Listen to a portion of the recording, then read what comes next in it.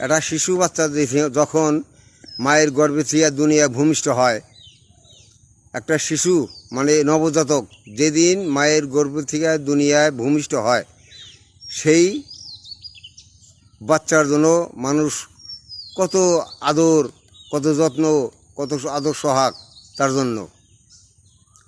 কারণ নতুন বাচ্চা নতুন দুনিয়ায় আইসে, দুনিয়ার মুখ দেখছে, তার জন্য কত আদর সোহাগ, কত যত্ন তার জন্য। কে কী খাওয়াইব, কতজন মানুষ দেখতে আসে। এই শিশু বাচ্চা যেদিন একদম বৃদ্ধ হবে, সেই বৃদ্ধ বয়সে এই শিশু বাচ্চাকে আর কেউ দেখতে যাবে না। তখন এই শিশু বাচ্চা যেদিন বৃদ্ধ হবে, সেদিন আর এই শিশু বাচ্চার কোনো দাম নাই।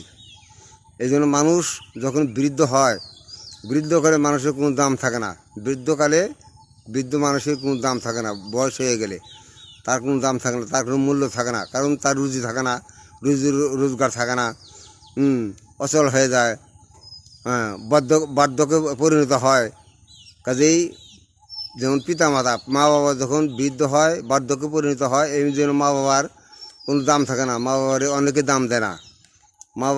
মা বাবাকে বৃদ্ধাশ্রমে নিয়ে রেখে আসে। কত কত কপালপুর আছে, তারা পিতা মাতাকে বৃদ্ধাশ্রমে নিয়ে রেখে আসে। কিন্তু মা বাবা অমূল্য সম্পদ।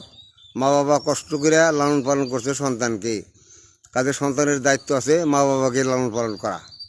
প্রত্যেকটা সন্তানের দায়িত্ব পিতা মাতাকে লালন পালন করা। কাজে পিতা মাতা অমূল্য সম্পদ। মা বাবাকে মা বাবাকে দেখবেন, মা বাবাকে সম্মান করবেন, মা বাবাকে যত্ন করবেন, মা বাবাকে দেখাশোনা করবেন সবসময়। মা বাবাকে কোনো সময় অযত্ন রাখবেন না। মা বাবার সাথে ধমক দেওয়া কথা বলবেন না। মা বাবার সাথে সবসময় আদরের সাথে কথা বলবেন।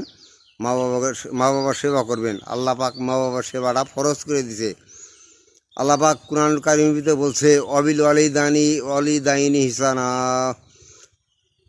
মা বাবার ইহসান করার জন্য আল্লাহ পাক হুকুম দিছে। মা বাবার ইহসান করতে হবে। মা বাবা অমূল্য সম্পদ।